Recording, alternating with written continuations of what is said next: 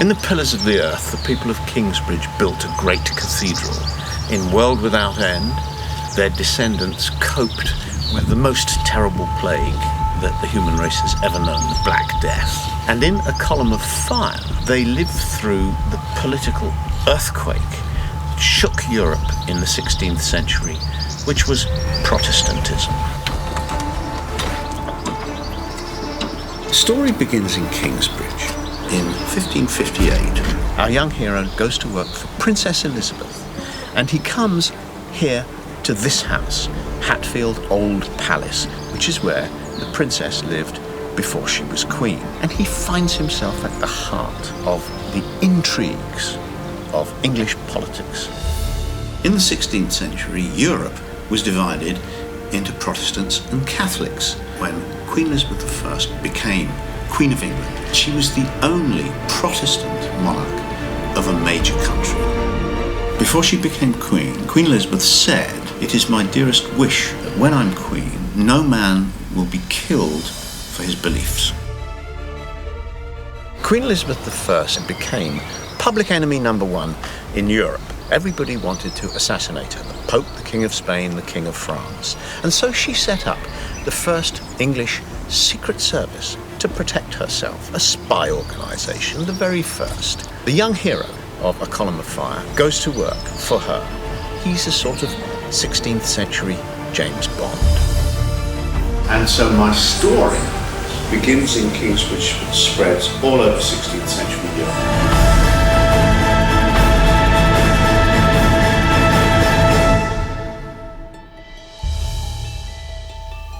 The important thing for me, and the reason I want to look at these places and walk around them, is that I've got to imagine these dramatic events happening.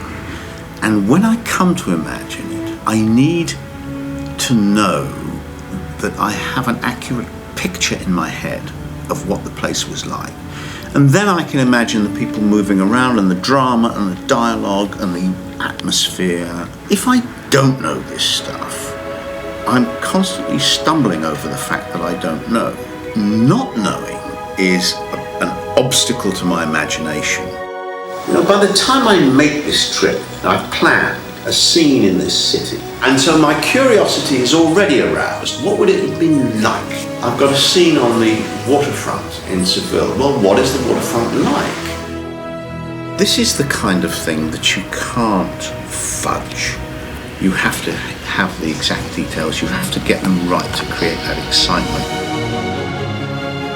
Paris in the 16th century was very different from the city we know today. I wanted to look at bits of Paris that still appear the same as they did in the 16th century.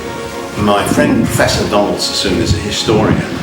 He knows Paris very well, particularly medieval Paris. I asked him to walk around with me. This is the Pont Notre Dame, the Notre Dame Bridge, and it was here in the 16th century, but in that era there would have been houses and shops on both sides of the road. This is Rue de Neve, and lots of people lived here. 2, 3, 4 people in the same room. This is a map of Paris in about 1550. It's a wonderful piece of work because it's half a street plan and half a bird's eye view. This helps me to imagine my characters moving around these streets. This row of shops, or something very like it, was here in the 16th century, and I've imagined that my French hero, who's a woman called Sylvie, lives in this stretch. Her father has a bookshop and printing works, and they sell, as well as normal books, they sell illegal books, which are things like Protestant literature, such as the Bible in French. And of course, the perfect place to do it is in the shadow of Notre Dame Cathedral.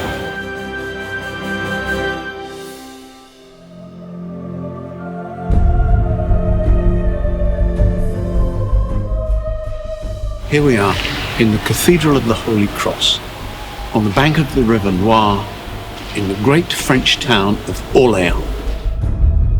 I've just learned The original cathedral was demolished by the Protestants in 1568.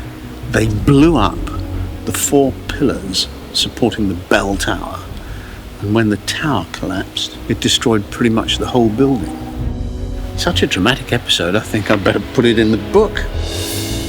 In the 16th century, the richest city in Europe was Antwerp.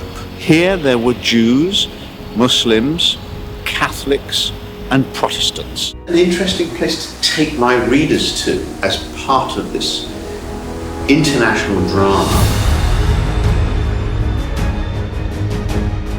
I'm in the Museum of London, in the heart of the old city of London, and I'm here to find out about the clothes that my characters would have worn in the 16th century. Here is some very mundane 16th century clothing. A brown sock, knitted. Knitting was a relatively new thing in the 16th century. And in a column of fire, Barney Willard, a fictional character, goes to sea, and I'm finding out what he might have worn as a sailor in the 16th century. We're looking at a shirt, very beautifully embroidered. I think I'd like a shirt like that. This is the National Portrait Gallery. The fictional characters in the book are, of course, made up by me, so I make up whether they've got blonde hair or brown eyes. But there are quite a lot of real characters, and this is where I come to find out what those people looked like, what Queen Elizabeth looked like. Queen Elizabeth I of England, here in her prime, about 40. Look at the strength in that face. She needed to be strong.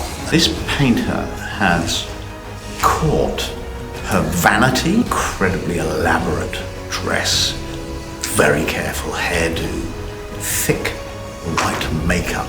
I think what he hasn't caught here is what she was famous for, which was for being a flirt. This was a powerful political weapon for her because she pretended she was going to marry a whole string of Catholic princes. This fooled many people into thinking that one day some man would marry her, control her, and bring her back to the true religion.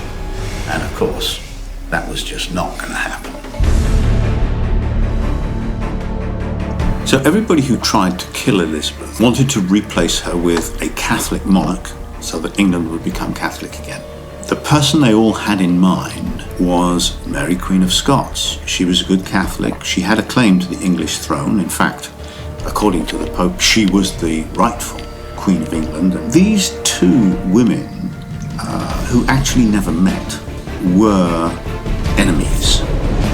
Mary, Queen of Scots, escaped from a prison in Scotland. And when you do a scene like that, an escape from a prison, the physical details are absolutely paramount. That's where the suspense comes from. How high is the wall?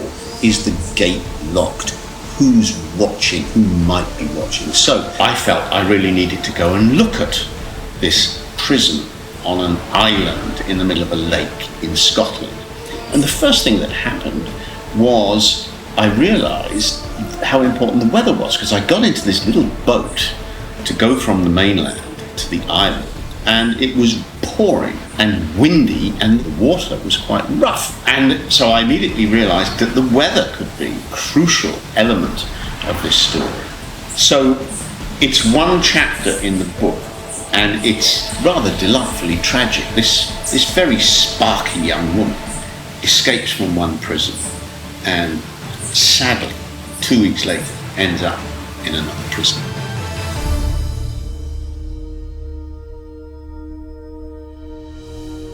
I grew up in an evangelical Christian sect, the Plymouth Brethren.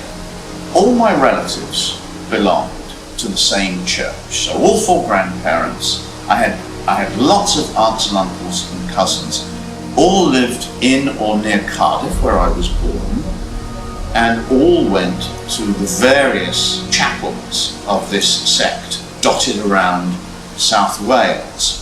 Our beliefs included a kind of sweeping Puritanism. So any form of pleasure was considered wicked in my childhood. Pleasure itself was a bad word. So I wasn't allowed to go to the movies.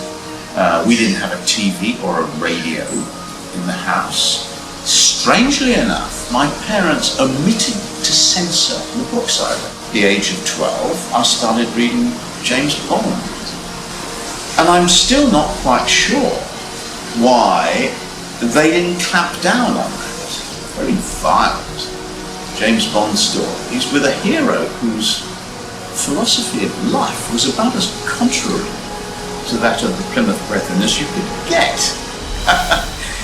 I almost find it amusing now to read the kind of things that Protestants said in the 16th century about Catholics and recall that I was told those things as a child, as if they were true.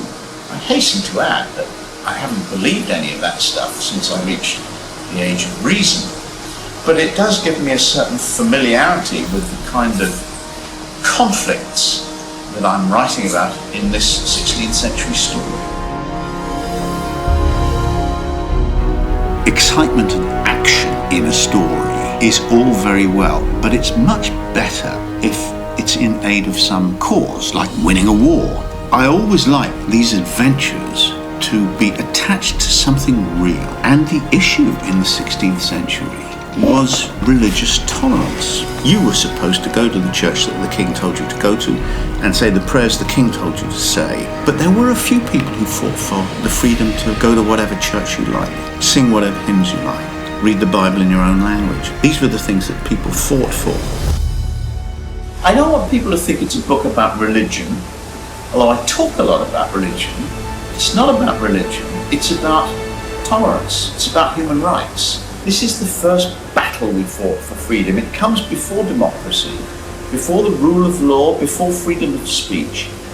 Freedom of religion is kind of the base upon which all the other freedoms were built. Once we'd started that fight, then we could say, not only does everybody have the right to their own religion, they also have their right to their own opinion about everything else. I still love The Pillars of the Earth, but it's been fun to write a more wide-ranging story in World Without End. And now in A Column of Fire, the scope and the geography of the novel is much bigger. I'm still incredibly fond of Kingsbridge, and so are the readers, so we still spend a lot of time there.